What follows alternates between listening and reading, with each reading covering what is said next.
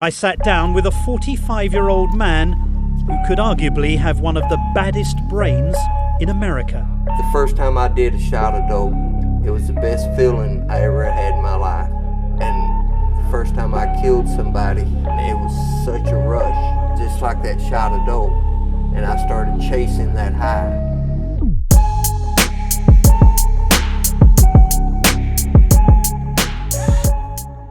Tommy Lynn Sells, aka the Coast to Coast Killer, the Cross Country Killer, was an American pedophiliac, hebephiliac, and necrophiliac serial killer, serial rapist, family annihilator, abductor, and robber who claimed to have murdered over 70 people. Sells was born on June 28, 1964 in Oakland, California. He was actually born with a twin sister named Tammy Jane, and there were 2 of the 5 children in his family, having been brought into the world by Nina Sells, an unmarried mother. A few months after his birth, Sells and his sister developed meningitis. He survived, but unfortunately she died, and shortly thereafter he was sent to live with his aunt. 2 years after living with his aunt, Nina, his mother, brought him back home because she learned that his aunt wanted to adopt him. When Sells was 7 years old, he began drinking. At 8, he was molested by a man with his mother's consent, and at 10, he began abusing drugs. 3 years later, a naked Sells climbed into his grandmother's bed while she slept.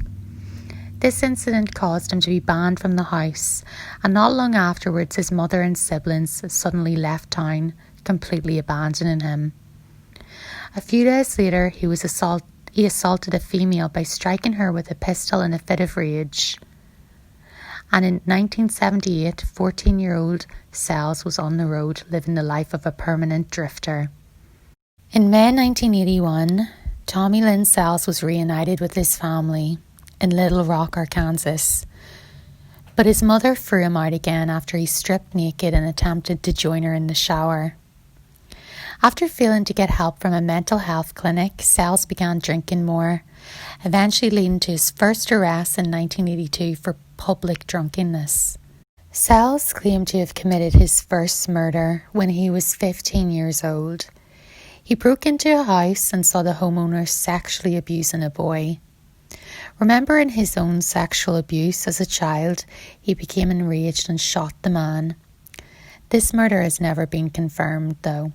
Sells committed numerous unrelated crimes for the next few years, including theft, driving under the influence, and assault.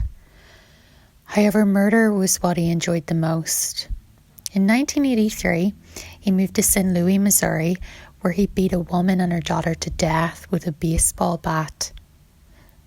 Multiple other killings would continue to occur. On October the 15th, 1987, Sells drugged Stephanie Stroh with LSD before he fatally strangled her. He then encased her feet in concrete and dumped her in a desert hot spring. Her body has never been found. So just a little warning, I'm going to be talking about some of the crimes that Tommy Lynn Sells committed, and they can be a little bit graphic.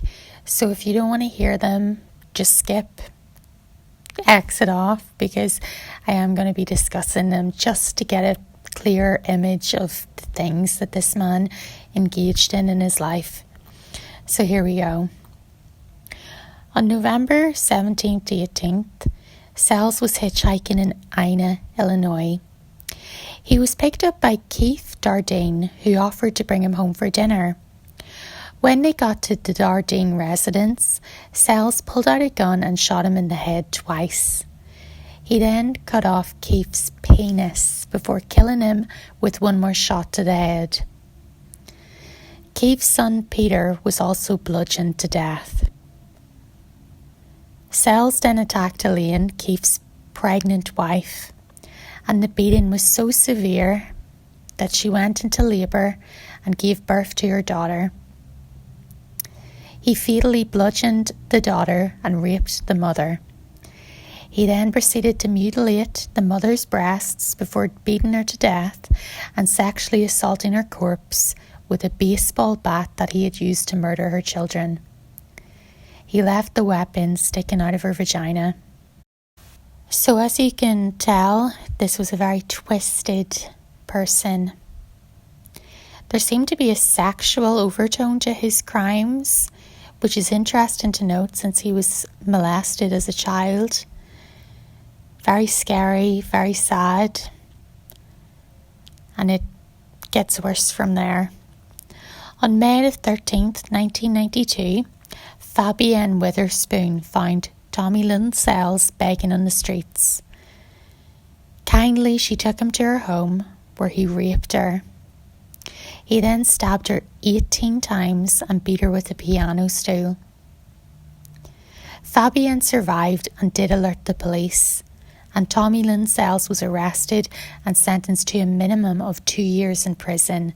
He was released in 1997. 2 years in prison. After being stabbed 18 times, that's the justice that this woman gets, and being raped. A minimum of 2 years in prison. Something doesn't seem right about that. If there was some sort of criminal psychologist or someone that could analyse this man, it would have actually prevented a lot of murders in the future, which makes me very angry. What do you guys think? How did this guy manage to get 2 years in prison after committing such a heinous crime to someone who obviously was kind enough to take pity on him and bring her to his home because he was begging on the street? Sells' murders came to an end on December the 31st, 1999 in Del Rio, Texas. Holding a 12-inch knife, he entered a house and sexually assaulted Kayleen Harris before stabbing her 16 times and slashing her throat. He then went after Crystal Searles, slashing her throat. He left unaware that Crystal had barely survived. Searles informed neighbours and helped to identify Sells, and he was arrested on January the 2nd, 2000. Now, similar to the serial killer Henry Lee Lucas, Sells confessed to murders that he had either not committed or could not be confirmed. He claimed to have killed over 70 people. Regardless of what the number really was, he was found guilty on September the 18th, and 2 days later he was sentenced to death. Tommy Lynn Sells was executed by lethal injection at 6:14 p.m. on April 3rd, 2014. While he confessed to several other murders, the police suspected him of working the system by confessing to crimes he did not commit. He was put on death row in the Allen B. Polunsky unit near Livingston, Texas, and was received by Texas Department of Criminal Justice on November 8, 2000. On April 3, 2014, he was administered a lethal dose of pentobarbital at the Texas State Penitentiary in Huntsville and was pronounced dead 13 minutes later. So it took 13 minutes for him to die. While serving a sentence in the early 1990s, Tommy Lynn Sells met and married Nora Price. He moved to Tennessee with his wife after being released in 1997, but the relationship was short-lived as he resumed his cross-country travels. So this was probably back once he was serving that measly 2 years for nearly killing someone. One thing that a lot of people don't know about the Tommy Lynn Sells case is that he confessed to breaking into a home and stabbing a little boy to death in 1997. What's interesting about this is that the boy's mother was originally convicted for the murder, and she was later acquitted in 2006. So this man killed someone's kid, and the mum ended up in prison for the murder. Very crazy. Reading about this case, I feel like the police that were involved in these cases kind of let a lot of people down, I must say. If Tommy Lynn Sells actually got life in prison for one of the first crimes he committed, it would have saved a lot of people's lives, which is sad to say. So what is it that we can sort of talk about and learn from the story of Tommy Lynn Sells in terms of psychopathy and what makes someone a serial killer? In my opinion, it's very hard to analyze someone without doing specific research on them or comparing it to other, controls for an experiment or something. But it seems to me that he had a very turbulent life from the start.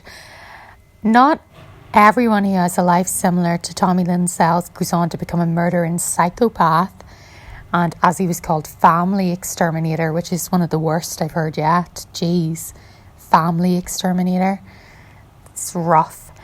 But I think that it really just points back to the research that it's a combination of a few factors.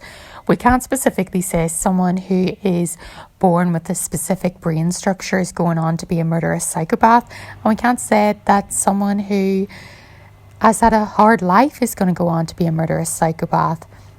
It seems that at the moment, there's no real clear indication of what it is exactly that makes someone like this. What we can learn from Tommy Lynn Sells' story, though, is that police need to really seriously punish people properly for their crimes. Part of the justice system is to reform people, but it's also to prevent crimes that are going to be recommitted and to protect the general public.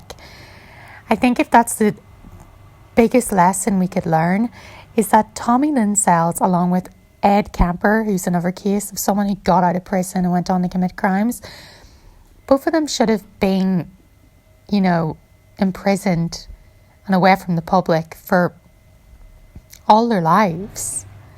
Like, you see people who commit one crime who get life in prison, and yes, that is the decision of the judge and the jury, but how come others get away with it? How come others get out?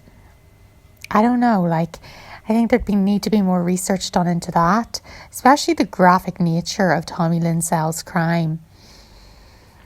Well, anyway, he did end up being executed by lethal injection, and I guess that's where his story ends. So I hope you like this video discussing the life and death of Tommy Lynn Sells. It's a particularly gruesome story. It's one that always very interested me, just because it's someone that's a real outcast in society, and he went on to commit terrible crimes. So if you liked the video, like and subscribe, and I'll be back again with another video soon. And thank you guys so much for watching. Bye.